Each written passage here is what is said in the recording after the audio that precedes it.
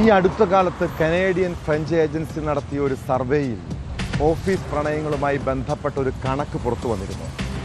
ജോലി സ്ഥലത്തെ പ്രണയബന്ധങ്ങളിൽ ലോകത്ത് തന്നെ 1-ാം സ്ഥാനത്ത് ഇന്ത്യയാണ്. നമ്മൾ ഒരു ദിവസം ഏറ്റവും കൂടുതൽ സമയം ചിലവഴിക്കുന്നതും ഭക്ഷണവേളകളിൽ മനസ്സ് തുറന്ന് സംസാരിക്കുന്നതുമൊക്കെ സഹപ്രവർത്തകരുമായിട്ടാകും. ജോലി സ്ഥലത്തെ സമ്മർദ്ദഘട്ടങ്ങളിൽ ചിലർക്ക് ആശ്വാസം നൽകുന്നത് ഒപ്പം ജോലി ചെയ്യുന്നവരായിരിക്കും അല്ലേ? ഒന്നിച്ചുള്ള യാത്രകൾ, സംഭാഷണങ്ങൾ, അങ്ങനെ പതിയെ പതിയെ ആ ബന്ധങ്ങൾ പ്രണയത്തിലേക്ക് പോലും വഴിമാറാം. ഇങ്ങനെ പരസ്പരം പ്രണയിക്കുന്നവർ ചിലർ ഒന്നിച്ച് ജീവിക്കാൻ തീരുമാനിക്കും. പക്ഷെ ചില ബന്ധങ്ങൾ ഇടയ്ക്ക് വെച്ച് മുറിയാം. അവിവാഹിതർ മാത്രമല്ല, വിവാഹിതരും ഇങ്ങനെയുള്ള ഓഫീസ് പ്രണയങ്ങളിൽ കുടുങ്ങുന്നത് ഇപ്പോൾ നിത്യസംഭവമാണ്. ആ ബന്ധങ്ങൾക്ക് പിന്നീട് എന്താകും സംഭവിക്കുക? വിശദമായി പരിശോധിക്കുകയാണ് പോലീസ് പട്രോൾ. സ്വാഗതം.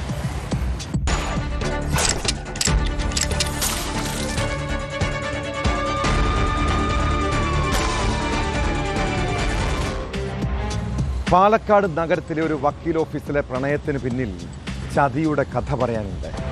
LLB ഒക്കെ കഴിഞ്ഞ് അവിടെ പ്രാക്ടീസ് ചെയ്യാൻ എത്തിയപ്പോഴാണ് യുവ അഭിഭാഷകയും വക്കീൽ ഓഫീസിലെ ഗുമസ്തനും തമ്മിൽ സൗഹൃദത്തിലായത്.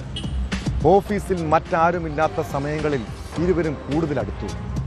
എന്നാൽ ആ സൗഹൃദത്തിൻ്റെ മറവിലുള്ള സ്വകാര്യ നിമിഷങ്ങൾ ഗുമസ്തനായ മുഹമ്മദ് ഷഫീഖ് ഫോണിൽ രഹസ്യമായി പകർത്തി. കുറച്ച് നാളുകൾക്ക് ശേഷം വീട്ടുകാർ പറഞ്ഞുറപ്പിച്ച രീതിയിൽ യുവതി മറ്റൊരാളെ വിവാഹം കഴിച്ചു. അതോടെ ഷഫീഖ് ഇരുവരും ഒന്നിച്ചുള്ള സ്വകാര്യ നിമിഷങ്ങളിലെ പഴയ നഗ്ന ദൃശ്യങ്ങൾ ബന്ധുക്കൾക്ക് അയച്ചു കൊടുക്കാൻ തുടങ്ങി. പിന്നീട് ഭീഷണിയും. യുവ അഭിഭാഷകയുടെ പരാതിയിൽ ഷഫീഖിനെ Palakkad town south police arrest ചെയ്തു.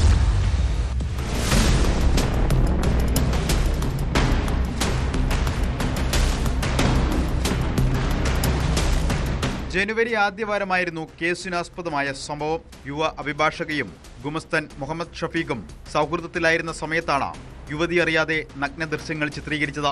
യുവതിയുടെ വിവാഹശേഷം ഇരുവരും തമ്മിലുള്ള സൗഹൃദം തകർന്നു. ഇതിനുശേഷമാണ് യുവാവ് യുവതിയുടെ ബന്ധുക്കൾക്ക് വാട്സാപ്പിലൂടെ ദൃശ്യങ്ങൾ അയച്ചു കൊടുത്തത്.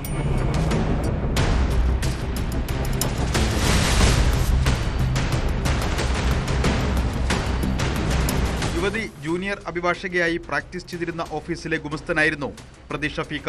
ഓഫീസിൽ മറ്റാരുമില്ലാത്ത സമയങ്ങളിൽ ഇവർ തമ്മിലുള്ള സ്വകാര്യ നിമിഷങ്ങൾ യുവതി അറിയാതെ ഷഫീഖ വീഡിയോയിൽ ചിത്രീകരിക്കുകയായിരുന്നു.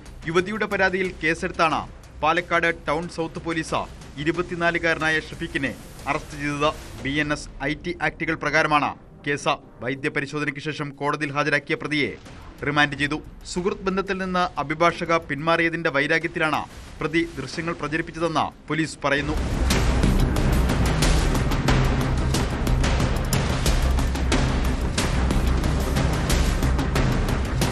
ന്യൂസ് 18 പാലക്കാട്. കാസർഗോഡ് മഞ്ചേശ്വരത്തിന് സമീപം തുമിനാടെന്ന കൊച്ചു ഗ്രാമം വിറങ്ങലിച്ചു നിൽക്കുകയാണ്. സ്ത്രീകളുടെയും കുട്ടികളുടെയും നിലയ്ക്കാത്ത നിലവിളി ചെവികളിൽ മുഴങ്ങുന്നു. ആ വീടിനകത്തും മുറ്റത്തുമായി ചോരത്തുള്ളികൾ. കുടുംബത്തിൽ നിലനിന്നിരുന്ന സ്വത്ത് തർക്കവും ദാമ്പത്യ പ്രശ്നങ്ങളുമാണ് ഉമ്മർ ഫറൂഖിനെ കൊടും ക്രൂരതയ്ക്ക് പ്രേരിപ്പിച്ചത്. ലഹരിയിൽ അഴിഞ്ഞാടിയ ഉമ്മർ ലക്ഷ്യമിട്ടത് കൂട്ടക്കുരുതിയായിരുന്നു. അതിനിടെ +2 വിദ്യാർത്ഥിനിയായ മകൾ ജുമൈലയെ വെട്ടിക്കൊലപ്പെടുത്തി. ആക്രമണത്തിൽ ഗുരുതരമായി പരിക്കേറ്റ ഭാര്യയുടെ ബന്ധു ഷെയ്ഖ് അബ്ബയും ഒടുവിൽ മരണത്തിന് കീഴടങ്ങി. വിദേശത്തായിരുന്ന പ്രതി ഏതാനും മാസങ്ങൾക്ക് മുൻപാണ് നാട്ടിലെത്തിയത്. ആക്രമണം തടയാൻ ശ്രമിച്ചപ്പോഴാണ് ഇയാൾ മകൾ ജുമൈലിയെ വെട്ടിയതെന്നാണ് പോലീസ് നൽകുന്നത്.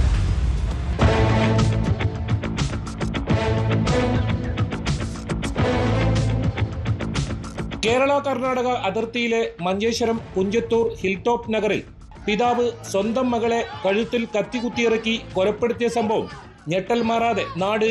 സഫീന ക്വാർട്ടേഴ്സിൽ താമസിക്കുന്ന താഹിറയുടെ മകൾ 18-കാരി മറിയം ജുമൈലയാണ് കൊല്ലപ്പെട്ടത്. ക്രൂരകൃത്യം ചെയ്ത പിതാവ് ഉമർ ഫറൂഖിനെതിരെ മഞ്ചേശ്വരം പോലീസ് കൊലക്കുറ്റത്തിന് കേസെടുത്തു. ബന്ധു ഖദീജത്ത് സഫീനയുടെ പരാതിയിലാണ് കേസ്. ഇവരുടെ വീട്ടിൽ വെച്ചായിരുന്നു കൊലപാതകം. ഇതിനിടയിൽ അക്രമം തടയാനെത്തി പരിക്കേറ്റ് ചികിത്സയിലായിരുന്ന ഇവരുടെ ബന്ധു മരിച്ചു. ഷെയ്ഖ് അബ്ബയാണ് മരിച്ചത്. കുബനൂർ തുമിനാട് ഹിൽടോപ്പ് നഗറിൽ സഫീനയുടെ വീട്ടിൽ വെച്ച് പ്രതിയും ഭാര്യയും തമ്മിലുള്ള കുടുംബ പ്രശ്നങ്ങളിൽ മധ്യസ്ഥ ചർച്ച നടക്കവെയാണ് ക്രൂരകൃത്യം നടത്തിയതെന്നാണ് FIR-ൽ പറയുന്നത്. മകളെയും ഭാര്യയെയും സഫീനയുടെ പിതാവിനെയും കൊലപ്പെടുത്തണമെന്ന ഉദ്ദേശത്തോടെ കത്തിയുമായി വീട്ടിലേക്ക് അതിക്രമിച്ചു കയറിയ പ്രതി ഭാര്യയെ തള്ളിയിടാൻ ശ്രമിക്കുകയും ബഹളം കേട്ട് ഹാളിലേക്ക് കടന്നു വന്ന മകളുടെ കഴുത്തിലേക്ക് കത്തി കുത്തിയിറക്കി കൊലപ്പെടുത്തുകയുമായിരുന്നുവെന്ന് എഫ്ഐആറിൽ പറയുന്നു. സഫീനയുടെ പിതാവ് പ്രതിയെ ബലമായി തടഞ്ഞു മാറ്റുന്നതിനിടയിൽ കാലിന് കത്തി കൊണ്ടുള്ള കുത്തേറ്റ് ചികിത്സയിലാണ്. ഗുരുതരമായി പരിക്കേറ്റ് ബോധരഹിതയായി വീണ മകളെ മംഗളൂരുവിലെ സ്വകാര്യ ആശുപത്രിയിൽ എത്തിച്ചപ്പോഴേക്കും മരണം സംഭവിച്ചിരുന്നു. പെൺകുട്ടി വന്നിട്ട് പിണക്കുണ്ടാകുമ്പോൾ ഇങ്ങനെ തടുക്കാൻ നോക്കിയപ്പോൾ അയാൾ ഊന്തിയതാണ്. ഇന്ന് മരിച്ച മനുഷ്യന് ഊന്തിയപ്പോൾ ഇയാളെ കയ്യിൽ കത്തി ഉണ്ടായിരുന്നു. അവളിപ്പോൾ ഹൾക്കിലേക്ക് പോയിട്ട് കത്തി കുത്തി പതിക്ക് തിരിച്ചതിനെ വലിച്ചെടുത്ത അയാൾ വലിച്ചെടുത്തിട്ട് പിന്നെ ഇയാൾക്ക് തന്നെ പോകുമ്പോൾ ഇയാൾ തെറ്റി പിന്നെ അവൾക്ക് തന്നെ 2 കുത്ത് കുത്തി. പിന്നെ ഇയാൾക്ക് ചെറിയൊരു പള്ളക്കൊരു ഇഞ്ചുറി ആയിട്ടുണ്ട് ഇന്ന് മരിച്ച ആൾക്ക്. നമുക്ക് കണ്ടത് അത്രയാണ്. പിന്നെ ആംബുലൻസ് കാര്യം ഹോസ്പിറ്റൽ പോലീസ് ഇങ്ങനെ പോയി. സംഭവത്തിന് കാരണം പ്രതിയുമായുള്ള വിവാഹബന്ധം ഭാര്യ വേർപെടുത്താൻ തീരുമാനിച്ചത് സംബന്ധിച്ച വിരോധമാണെന്നും പരാതിയിൽ വ്യക്തമാക്കി. ലഹരിക്കടിമയായ ഇയാൾ ഭാര്യയെയും മകളെയും സ്ഥിരമായി ഉപദ്രവിക്കാറുണ്ടെന്നും പരാതിയിലുണ്ട്. തെളിവെടുപ്പ് നടപടികൾ പൂർത്തിയാക്കി കോടതിയിൽ ഹാജരാക്കിയ പ്രതിയെ റിമാൻഡ് ചെയ്തു.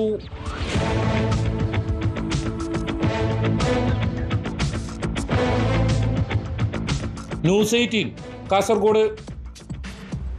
മയക്കുമരുന്ന് മാഫിയയെയും ലഹരി ഉപയോഗിക്കുന്നവരെയും ഭയക്കേണ്ട കാലമാണിത്. ലഹരി ഉള്ളിൽ ചെന്നാൽ അവർക്ക് പോലീസിനെയും എക്സൈസിനെയും പോലും പേടിയില്ല. പത്തനംതിട്ടയിൽ ലഹരി കേസ് പ്രതികൾ എക്സൈസ് ഉദ്യോഗസ്ഥനെ ആക്രമിച്ച സംഭവത്തെക്കുറിച്ചാണ് പറഞ്ഞു വരുന്നത്. കുമ്പഴയിലാണ് ലഹരി വിൽപ്പനയ്ക്കിടെ പിടികൂടാൻ ശ്രമിച്ച ഉദ്യോഗസ്ഥർക്ക് നേരെ ആക്രമണമുണ്ടായത്. സിവിൽ എക്സൈസ് ഓഫീസർ ആനന്ദിന്റെ കാലിലൂടെ കാർ കയറ്റിയിറക്കുകയായിരുന്നു. കേസിലെ പ്രതികളായ പത്തനംതിട്ട സ്വദേശി ആസിഫ്, കണ്ണങ്കര സ്വദേശി നസീബ് എന്നിവരെ പിന്നീട് പോലീസ് പിടികൂടി. പരിക്കേറ്റ സിവിൽ എക്സൈസ് ഓഫീസർ ആശുപത്രിയിൽ ചികിത്സയിലാണ്.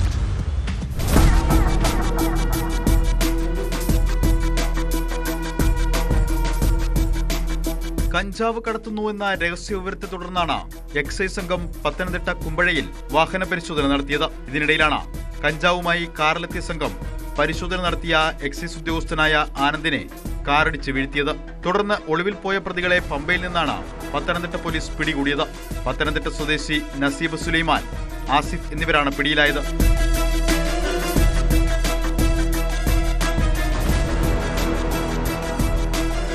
തിങ്കളാഴ്ച രാത്രി ബൈക്കിലെത്തിയ പ്രതികൾ 2 പേർക്ക് കഞ്ചാവ് പൊതികൾ കൈമാറാൻ ശ്രമിക്കുമ്പോഴാണ് എക്സൈസ് ഉദ്യോഗസ്ഥർ പിടികൂടിയത്. ഇതോടെ ഒരു പ്രതി ഓടിമാറി. ബൈക്കിൽ വന്നവരും രക്ഷപ്പെട്ടു. കഞ്ചാവുമായി വന്ന നസീബ കാർ വെട്ടിച്ചെടുത്ത എക്സൈസ് ഉദ്യോഗസ്ഥൻ ആനന്ദിനെ ഇടിച്ചു വീഴ്ത്തുകയായിരുന്നു. ശരീരത്തിൽ കാർ കയറ്റി കൊല്ലാൻ ശ്രമിച്ചെങ്കിലും ആനന്ദ് ഉരുണ്ടുമാറിയതുകൊണ്ട് രക്ഷപ്പെട്ടു.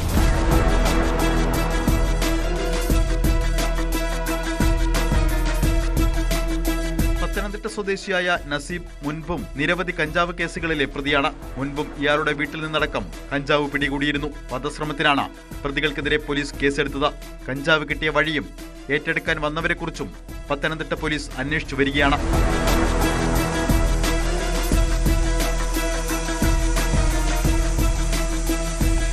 ന്യൂസ് 18 പത്തനംതിട്ട. ലഹരി സംഘങ്ങളും അക്രമികളും അഴിഞ്ഞാടുന്ന നാട്. രാത്രിയും പകലും ഭീതി പരത്തുന്ന മാഫിയ സംഘങ്ങൾ. കോട്ടയം മെഡിക്കൽ കോളേജിന് മുന്നിൽ കഴിഞ്ഞ രാത്രി ഉണ്ടായ സംഘർഷം കൂട്ടത്തല്ലിലാണ് കലാശിച്ചത്. ബൈക്ക് തട്ടിയതിനെ ചൊല്ലിയുള്ള തർക്കമാണ് കൂട്ടിയടിക്ക് കാരണം. ആശുപത്രി പരിസരത്ത് 10 മിനിറ്റോളം ഭീകര അന്തരീക്ഷമായിരുന്നു. സംഘർഷം ഉണ്ടായതിന് തൊട്ടു പിന്നാലെ ഗാന്ധിനഗർ പോലീസ് എത്തിയതോടെ അക്രമികൾ ഓടി രക്ഷപ്പെട്ടു. ആക്രമണം നടത്തിയവരെ പോലീസ് പിന്നീട് കസ്റ്റഡിയിലെത്തുകയും ചെയ്തു.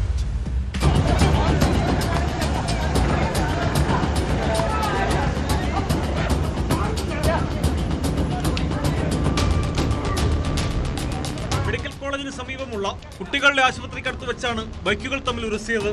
ഇത് ചെറിയ തർക്കങ്ങൾക്ക് വഴിവെച്ചു. തൊട്ടു പിന്നാലെ ഒരു സംഘം മെഡിക്കൽ കോളേജ് കവാടത്തിന് സമീപം കാത്തുനിന്ന് എതിരാളികളെ ആക്രമിക്കുകയായിരുന്നു.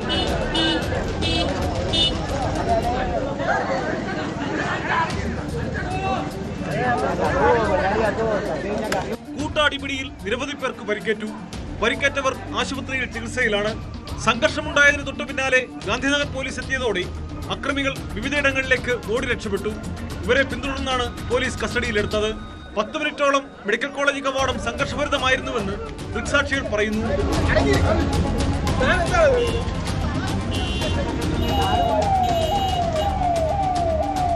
ന്യൂസ് 18 കോട്ടയം. നിങ്ങളുടെ മക്കൾ അക്രമവാസനയുള്ളവരാണോ?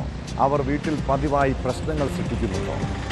കുട്ടിക്കാലത്ത് തന്നെ അവരെ നിയന്ത്രിക്കാൻ കഴിഞ്ഞില്ലെങ്കിൽ വളർന്നു വലുതായി കഴിയുമ്പോൾ കൊടും കുറ്റവാളികളായി മാറാം. ഇടുക്കി മൂന്നാറിൽ സ്കൂൾ ബസ്സിൽ വെച്ച് ഒരു 8ാം ക്ലാസ്സുകാരൻ സഹപാഠിയെ മർദ്ദിക്കുന്ന ദൃശ്യം കണ്ടാൽ പേടി തോന്നും. നമ്മുടെ കുട്ടികൾ ഇങ്ങനെ അക്രമ സ്വഭാവമുള്ളവരായി മാറുന്നത് ആശങ്കപ്പെടുത്തുന്ന കാര്യമാണ്. സ്കൂളിലേക്ക് യാത്ര ചെയ്യുമ്പോഴാണ് സഹപാഠിയെ 14കാരൻ മർദ്ദിച്ചത്. മറ്റൊരു വിദ്യാർത്ഥി ദൃശ്യങ്ങൾ പകർത്തി സമൂഹ മാധ്യമങ്ങളിൽ പ്രചരിപ്പിക്കുകയായിരുന്നു.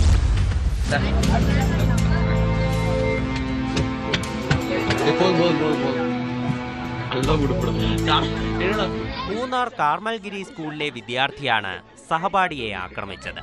കഴിഞ്ഞ വെള്ളിയാഴ്ച സ്കൂൾ വിട്ട് സ്കൂൾ ബസ്സിൽ വീട്ടിലേക്ക് തിരികെ മടങ്ങുന്നതിനിടെയായിരുന്നു സംഭവം. ഒരേ സീറ്റിൽ യാത്ര ചെയ്യുകയായിരുന്ന കുട്ടിയെ സഹപാഠി ആക്രമിക്കുകയായിരുന്നു.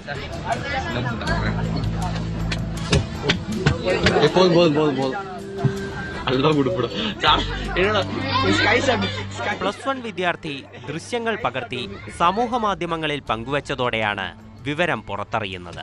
മർദ്ദിച്ച വിദ്യാർത്ഥിക്കെതിരെ നടപടി സ്വീകരിക്കുമെന്ന് സ്കൂൾ അധികൃതർ അറിയിച്ചു.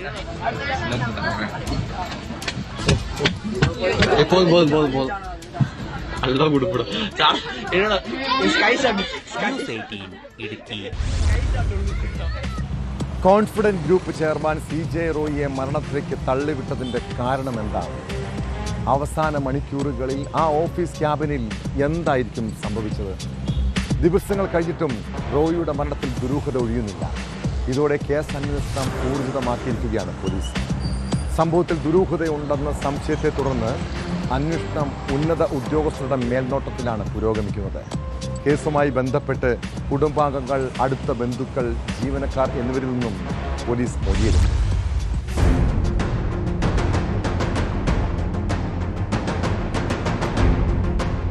സംഭവത്തിന്റെ പശ്ചാത്തലം, മരണത്തിലേക്ക് നയിച്ച സാഹചര്യങ്ങൾ, റോയിയുടെ അവസാന മണിക്കൂറുകളിലുണ്ടായ സംഭവ വികാസങ്ങൾ തുടങ്ങിയവ അന്വേഷണ സംഘം വിശദമായി പരിശോധിച്ചു വരികയാണ്.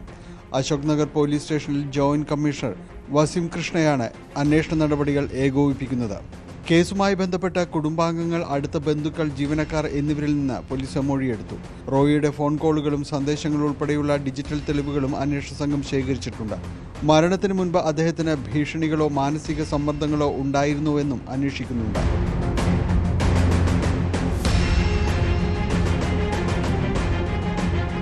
സംഭവ സ്ഥലത്ത് നിന്ന് ശേഖരിച്ച തെളിവുകൾ ഫോറൻസിക് പരിശോധനയ്ക്ക് അയച്ചു.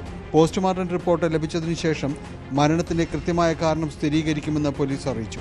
പരിശോധനയ്ക്കെത്തിയ ആദായ നികുതി വകുപ്പ് ഉദ്യോഗസ്ഥരിൽ നിന്ന് പ്രാഥമികമായി മൊഴിയെടുത്തിട്ടുണ്ട്.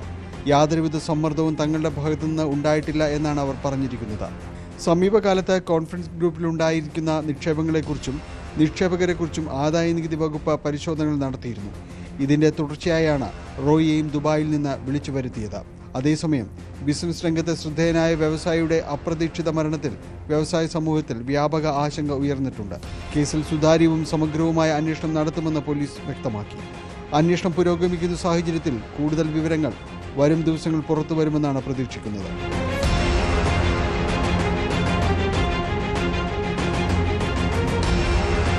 ന്യൂസ് 18 കൊച്ചി. വയനാട് പനമരത്തെ മോഷ്ടാക്കൾക്ക് പണത്തേക്കാൾ പ്രിയം മദ്യമാണ്. രാത്രിയിൽ 2 സ്മോൾ അടിക്കണമെന്ന് കരുതിയാൽ കാശ് കൊടുത്തൊന്നും അവർ കുടിക്കാൻ മെനക്കേടില്ല. പകരം ബിവറേജസ് ഔട്ട്ലെറ്റിൽ കയറി മോഷണം നടത്തും.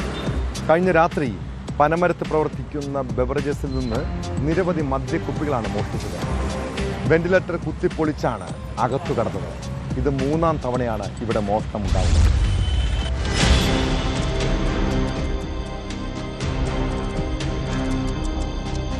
വയനാട് പനമരം നീരട്ടാടി റോഡിൽ പ്രവർത്തിക്കുന്ന ബിവറേജസ് വിൽപ്പനശാലയിലാണ് 3ാം തവണയും മോഷ്ടാക്കൾ എത്തിയത്.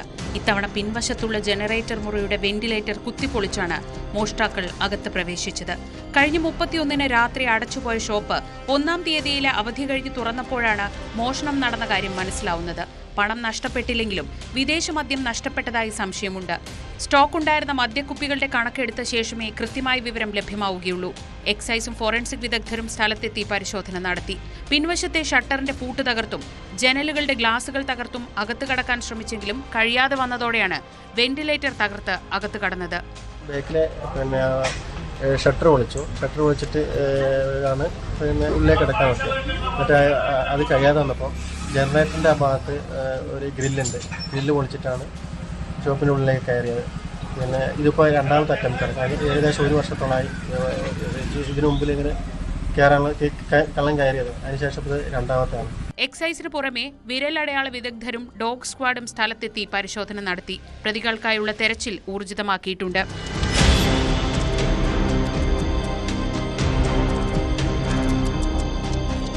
ന്യൂസ് 18 വയനാട്. റെയിൽവേ സ്റ്റേഷനുകളിലും ബസ് സ്റ്റാൻഡ് പരിസരത്തും അലഞ്ഞുതിരി നടക്കുന്നവരെ സൂക്ഷിക്കണം. പ്രത്യേകിച്ച് ഇതര സംസ്ഥാനക്കാരെ. യാത്രക്കാരെ കൊള്ളയടിക്കലാണ് അവരുടെ ലക്ഷ്യം. തിരുവനന്തപുരം തമ്പാനൂർ റെയിൽവേ സ്റ്റേഷനിൽ നിന്ന് യാത്രക്കാരിയുടെ ബാഗ് മോഷ്ടിച്ചത് തമിഴ്നാട് സ്വദേശിയാണ്. കഴിഞ്ഞ 25-നാണ് യാത്രക്കാരിയുടെ 5 ലക്ഷത്തോളം രൂപ വിലയുള്ള സ്വർണ്ണാഭരണങ്ങളടങ്ങിയ ബാഗ് കന്യാകുമാരി സ്വദേശി ശ്യാം ക്രിസ്പിൻ കവർന്നത്. ഇയാളെ RPF കസ്റ്റഡിയിലെടുത്തു.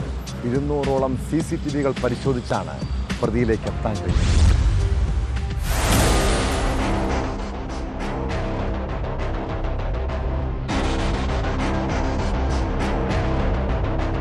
കഴിഞ്ഞ മാസം 25-ന് തിരുവനന്തപുരം റെയിൽവേ സ്റ്റേഷന്റെ 1-ാം നമ്പർ പ്ലാറ്റ്ഫോമിൽ നടന്ന മോഷണ കേസിന്റെ അന്വേഷണത്തിലാണ് പ്രതിയെ പിടികൂടിയത്. കന്യാകുമാരി ഭൂതപ്പാണ്ടി സ്വദേശി ശ്യാം ക്രിസ്പിൻ എന്ന 42-കാരനെ RPF തിരുവനന്തപുരം ക്രൈം ഇന്റലിജൻസ് ബ്രാഞ്ചും ഗവൺമെന്റ് റെയിൽവേ പോലീസും ചേർന്ന് സാഹസികമായി പിടികൂടുകയായിരുന്നു. ഒരു യാത്രക്കാരിയുടെ 5 ലക്ഷത്തിൽ പരം രൂപ വിലയുള്ള സ്വർണ്ണാഭരണങ്ങൾ അടങ്ങിയ ബാഗാണ് ഇയാൾ തന്ത്രപരമായി മോഷ്ടിച്ച് കടന്നു കളഞ്ഞത്.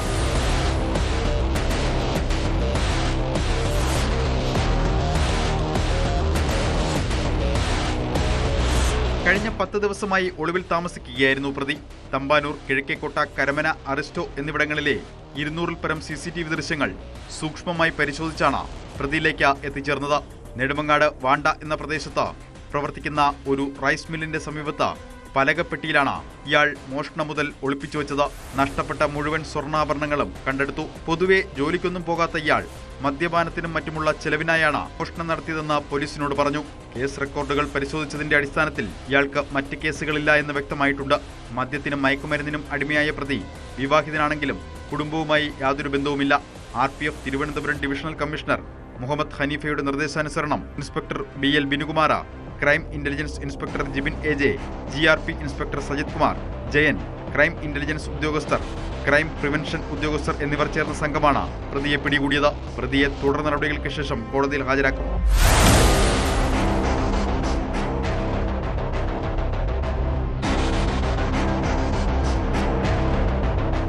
ന്യൂസ് 18 തിരുവനന്തപുരം.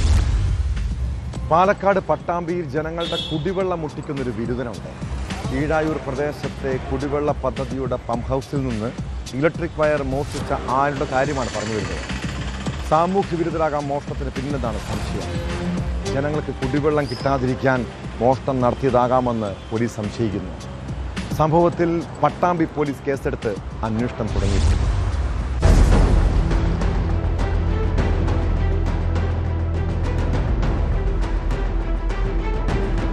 പട്ടാമ്പി കീഴായൂർ 17-ാം ഡിവിഷനിലാണ് സംഭവം. പ്രദേശത്തെ ജനങ്ങൾക്ക് കുടിവെള്ളം വിതരണം ചെയ്യുന്ന ചെറുകുന്ന് കുടിവെള്ള പദ്ധതിയുടെ പമ്പ് ഹൗസിലാണ് മോഷണം നടന്നത്. പമ്പ് ഹൗസിൽ നിന്ന് കുഴൽക്കിണറിൽ മോട്ടോറിലേക്കുള്ള സർവീസ് വയറാണ് നഷ്ടമായത്. കുഴൽക്കിണറിന് ചുറ്റും രക്തവും കണ്ടെത്തി. വയർ മുറിക്കാൻ ശ്രമിക്കുന്നതിനിടയിൽ മുറിവേറ്റ് രക്തം വാർന്നതാകാമെന്നാണ് നിഗമനം.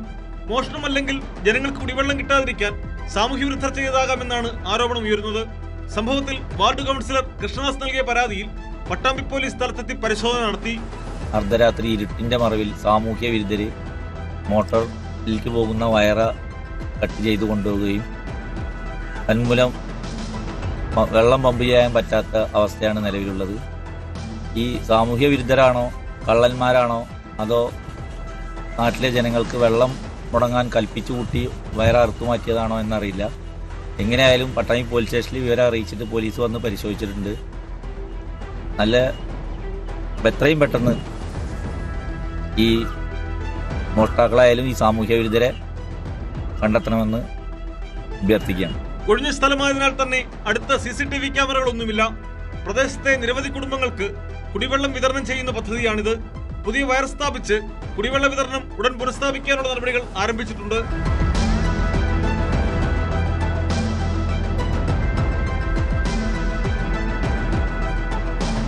News 18 Pattambi.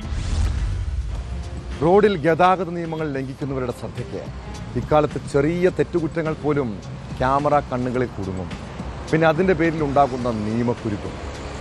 Kasaragod KSRTC Swift ബസ്സിന് മുന്നിൽ അഭ്യാസം നടത്തിയ കാർ ഡ്രൈവർക്ക് പിടിവീണു. ചെറുവത്തൂർ സ്വദേശി ഷാഹുലിനെതിരെയാണ് മോട്ടോർ വാഹന വകുപ്പ് നടപടിക്കൊരുങ്ങുന്നത്. കാർ ഡ്രൈവറുടെ ലൈസൻസ് സസ്പെൻഡ് ചെയ്യാൻ ശുപാർശ നൽകിയിട്ടുണ്ട്.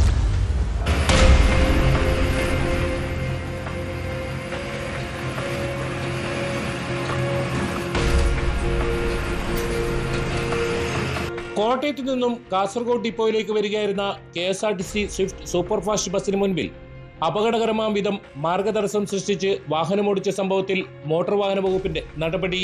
വാഹനമോടിച്ച ചെറുവത്തൂർ സ്വദേശി ഷാഹുലിനെതിരെയാണ് നടപടി. ഇയാളുടെ ലൈസൻസ് സസ്പെൻഡ് ചെയ്യാനും മലപ്പുറം എടപ്പാളിലെ ഡ്രൈവർ ട്രെയിനിംഗ് ഇൻസ്റ്റിറ്റ്യൂട്ടിൽ 5 ദിവസത്തെ നിർബന്ധിത പരിശീലനത്തിനും മോട്ടോർ വാഹന വകുപ്പ് ശുപാർശ ചെയ്തു. ഇതിനു പുറമെ കോടതിയിൽ പിഴയും അടയ്ക്കണം. ഇത് സംബന്ധിച്ച് കഴിഞ്ഞ ദിവസം ന്യൂസ് 18 വാർത്ത റിപ്പോർട്ട് ചെയ്തിരുന്നു.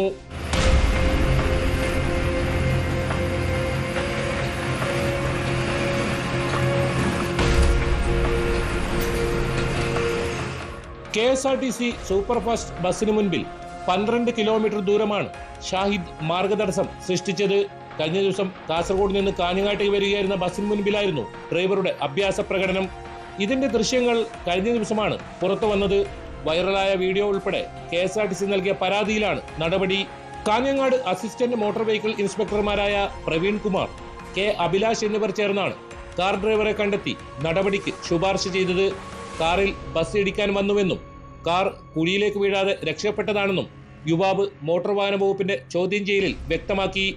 ബേക്കലിൽ എത്തിയപ്പോഴായിരുന്നു സംഭവം.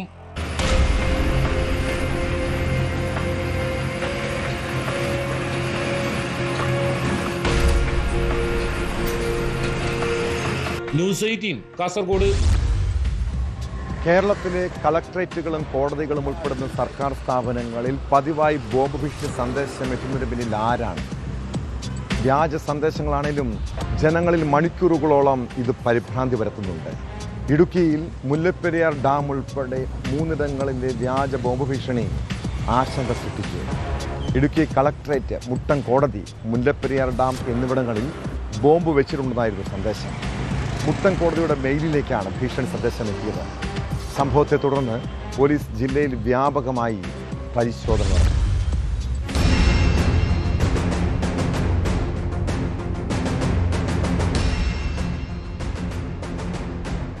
രാവിലെയോടെയാണ് ഇടുക്കിയിലെ 3 ഇടങ്ങളിൽ ബോംബ് വെച്ചിട്ടുണ്ടെന്ന ഇമെയിൽ സന്ദേശം ലഭിച്ചത്. മുട്ടം കോടതിയുടെ മെയിൽ ഐഡിയിലേക്കാണ് ബോംബ് ഭീഷണി സന്ദേശം എത്തിയത്. സമീർ കുശ്ബ എന്ന പേരിലായിരുന്നു ഇമെയിൽ സന്ദേശം. ഇടുക്കി ജില്ലാ കളക്ട്രേറ്റ്, മുട്ടം കോടതി, മുല്ലപ്പെരിയാർ ഡാം എന്നിവിടങ്ങളിലായിരുന്നു ബോംബ് ഭീഷണി. ബോംബ് സ്ക്വാഡ് ജില്ലാ ചാർജ് ഓഫീസർ P മനോജ് കുമാറിന്റെ നേതൃത്വത്തിലുള്ള 5 അംഗ സംഘം ജില്ലാ കളക്ട്രേറ്റിൽ പരിശോധന നടത്തിയെങ്കിലും ഒന്നും കണ്ടെത്താനായില്ല.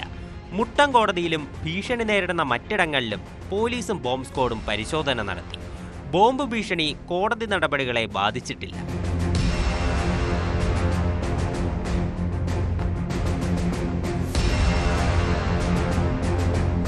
ബോംബ് കണ്ടെത്താൻ വൈദഗ്ധ്യം നേടിയ മാഗി, ഡോളി തുടങ്ങിയ നായകളെയാണ് ജില്ലാ കളക്ട്രേറ്റിൽ പരിശോധനയ്ക്കായി നിയോഗിച്ചത്.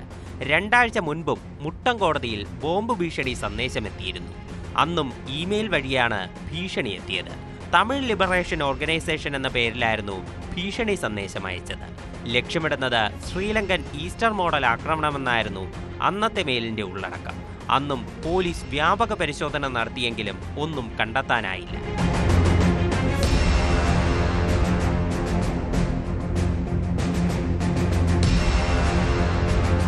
ന്യൂസ് 18 ഇടുക്കി. കൊല്ലത്തും പാലക്കാടും വൻ ലഹരി വേട്ട. ബംഗളൂരുവിൽ നിന്നും ബസ്സിലെത്തിയ യുവാവിനെ കൊട്ടിയം ജംഗ്ഷനിൽ വെച്ച് പോലീസും ഡാൻസ് ഓഫ് ടീമും ചേർന്നിട്ടുണ്ട്. ഇയാളെ പരിശോധിച്ചപ്പോൾ ബാഗിനുള്ളിൽ MDMA. മുഖത്തല സ്വദേശി അനന്തകൃഷ്ണനാണ് പിടിയിലായത്. പാലക്കാട് വാളയാർ എക്സൈസ് ചെക്ക് പോസ്റ്റിൽ 230 ഗ്രാം മെത്തഫെറ്റമിനുമായി മലപ്പുറം സ്വദേശി സന്ദീപും അറസ്റ്റിലായി.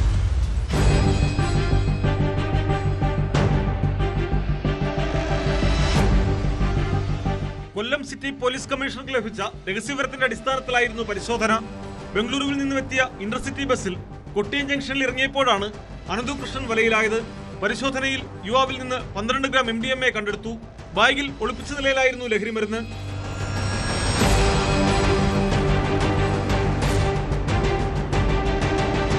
ഡാൻസ് ഓഫ് ടീം സബ് ഇൻസ്പെക്ടർമാരായ സായി സേനൻ, രഞ്ജു എന്നിവരും കൊട്ടിയം പോലീസും ചേർന്നായിരുന്നു പരിശോധന. വിൽപ്പനയ്ക്കായി കൊണ്ടുവന്ന MDMA ആണ് പിടിച്ചെടുത്തതെന്ന് പോലീസ് അറിയിച്ചു. പ്രതിയെ കോടതിയിൽ ഹാജരാക്കി റിമാൻഡ് ചെയ്യും.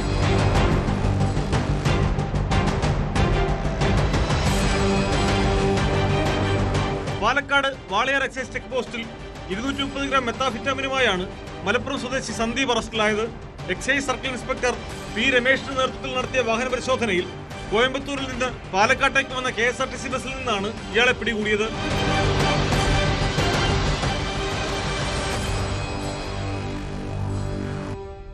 ന്യൂസ് 18 കൊല്ലം, പാലക്കാട്. ശബരിമല സ്വർണ്ണക്കൊള്ളയിൽ സുപ്രധാന നീക്കവുമായി എൻഫോഴ്സ്മെന്റ് ഡയറക്ടറേറ്റ്. സ്വർണ്ണപ്പാളികൾ ഉണ്ണികൃഷ്ണൻ പോറ്റിക്ക് കൊടുത്തുവിടാൻ ഇടപെടൽ നടത്തിയ മുൻ അഡ്മിനിസ്ട്രേറ്റീവ് ഓഫീസർ മുരാരി ബാബുവിനെ കൊച്ചി ഓഫീസിലേക്ക് വിളിച്ചു വരുത്തി ചോദ്യം ചെയ്തു. മുരാരി ബാബുവിന് പുറമെ സുധീഷ് കുമാർ, ശ്രീകുമാർ അടക്കമുള്ള പ്രതികളെയും ഉടൻ ചോദ്യം ചെയ്യും.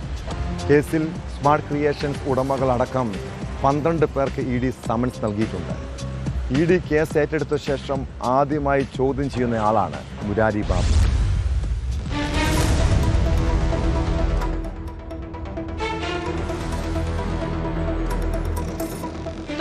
ദിവസത്തെ ജയിൽവാസത്തിന് ശേഷം സ്വാഭാവിക ജാമ്യം നേടി പുറത്തിറങ്ങിയ മുരാരി ബാബു രാവിലെയാണ് എൻഫോഴ്സ്മെന്റ് ഡയറക്ടറേറ്റ് ഓഫീസിൽ ഹാജരായത്. കട്ടിളപ്പാളി കേസിൽ 6ാം പ്രതിയും ദ്വാരപാലകപ്പാളി കേസിൽ 2ാം പ്രതിയുമാണ് മുരാരി ബാബു. പാളികൾ പോറ്റിക്ക് കൊടുത്തുവിടാനുള്ള നടപടികൾ തുടങ്ങിയത് മുരാരി ബാബുവാണ്. ഇതിനായി പോറ്റിക്ക് ഇമെയിൽ നൽകുകയും പിന്നീട് ദേവസ്വം ബോർഡിന് മുന്നിലേക്ക് ഫയൽ എത്തിക്കുകയും ചെയ്തു. ഈ ഇടപാടിൽ മുരാരിക്ക് എന്ത് സാമ്പത്തിക നേട്ടമുണ്ടായി, പ്രധാന പ്രതി ഉണ്ണികൃഷ്ണൻ പോറ്റിയുമായി സാമ്പത്തിക ഇടപാടുകൾ ഉണ്ടോ എന്നതടക്കം ED പരിശോധിക്കുന്നുണ്ട്.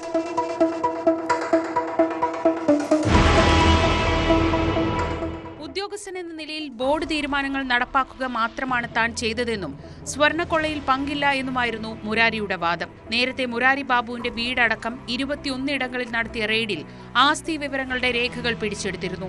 ഇതടക്കം പരിശോധിച്ച ശേഷമാണ് ചോദ്യം ചെയ്യലിലേക്ക് കടന്നത്. പ്രധാന പ്രതി പോറ്റിയുടെ 1.3 കോടി രൂപയുടെ ആസ്തി വകകൾ നേരത്തെ ED മരവിപ്പിച്ചിരുന്നു. മുരാരി ബാബുവിന് പുറമെ സുധീഷ് കുമാർ, ശ്രീകുമാർ അടക്കമുള്ള പ്രതികളെയും ഉടൻ ചോദ്യം ചെയ്യും. ഇതിനു പുറമെ കേസിൽ പങ്കാളിത്തമുണ്ടെന്ന് സംശയിക്കുന്ന മറ്റു ചിലർക്ക് കൂടി ED നോട്ടീസ് അയച്ചിട്ടുണ്ട്.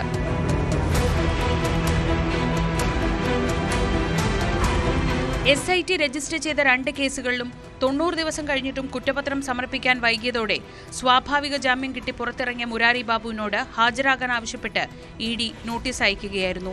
പ്രതികളുടെ പക്കൽ നിന്ന് പിടിച്ചെടുത്ത രേഖകൾ കേന്ദ്രീകരിച്ചാണ് അന്വേഷണം. കള്ളപ്പണം വെളുപ്പിക്കൽ നടന്നിട്ടുണ്ടെന്നാണ് പ്രാഥമിക നിഗമനം. ചോദ്യം ചെയ്യലിന് ശേഷം കൂടുതൽ നടപടികളിലേക്ക് കടക്കാനാണ് ED തീരുമാനിച്ചിട്ടുള്ളത്. സ്വർണ്ണക്കൊള്ളയുമായി ബന്ധപ്പെട്ട് 12ഓളം ആളുകൾക്കാണ് ED നോട്ടീസ് അയച്ചത്.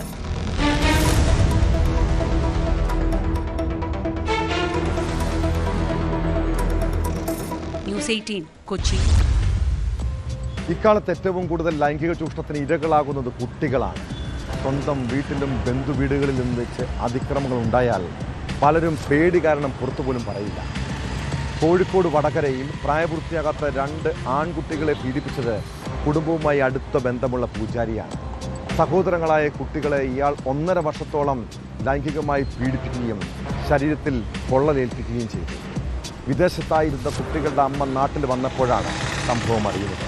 അമ്മയുടെ പരാതിയിൽ കൊല്ലം കരുനാഗപ്പള്ളി സ്വദേശി സമ്പത്തിനെ പോലീസ് അറസ്റ്റ് ചെയ്തു. കുട്ടികൾ ഇത്തരം കെണികളിൽ നിന്ന് രക്ഷപ്പെടാൻ ഇടപെടേണ്ടത് രക്ഷിതാക്കളാണ്. മാനസികവും ശാരീരികവുമായ പീഡനങ്ങൾക്കെതിരെ പ്രതികരിക്കാൻ കുട്ടികളെ ആദ്യം പ്രാപ്തരാക്കണം. ചൂഷണശ്രമം ഉണ്ടാകുമ്പോൾ നോ എന്ന് ഉറക്കെ പറയാൻ അവരെ പഠിപ്പിക്കണം. മാത്രമല്ല, ഇങ്ങനെയുള്ള കാര്യങ്ങൾ മാതാപിതാക്കളുമായി പങ്കുവെക്കാനും അവർക്ക് കഴിയണം. കുട്ടികൾക്ക് ഏറ്റവും സുരക്ഷിതമായ ഇടമാണ് കുടുംബം. അവിടെ മാതാപിതാക്കളോട് എല്ലാം തുറന്നു പറയാനുള്ള സാഹചര്യമാണ് വേണ്ടത്. ഇതോടെ പോലീസ് പട്രോൾ പൂർണ്ണമാണ്. നമസ്കാരം.